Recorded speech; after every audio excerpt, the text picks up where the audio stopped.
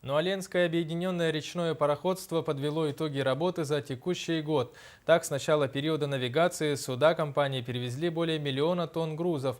Кроме того, в этом сезоне ЛОРП осуществил и первые перевозки для строительства газопровода «Сила Сибири». Также возобновил доставку каменного угля с реки Колымы на Певек в Чукотском автономном округе.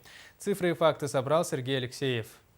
22 ноября в 10 утра ледокол «Капитан Бабичев» доставил из Техтюра в Житай 6 большегрузных автомобилей с грузами Белэнергомаша для строительства якутской ГРЭС.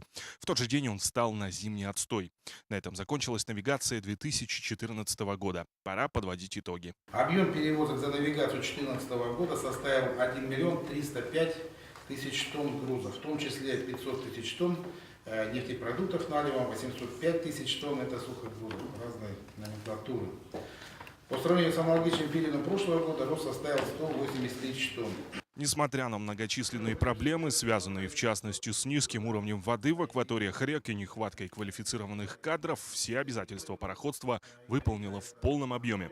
Кроме того, в этом году Ленское объединенное пароходство инициировало два важных проекта. Речь идет о модернизации Житайского судоремонтного завода и создании в Нижнем Бестяхе Якутского индустриального парка. Грузовой терминал в Нижнем Бестяхе для использования северных направлений грузоперевозок в рамках развития транспортного узла, то есть соединения железной дороги и с речным транспортом.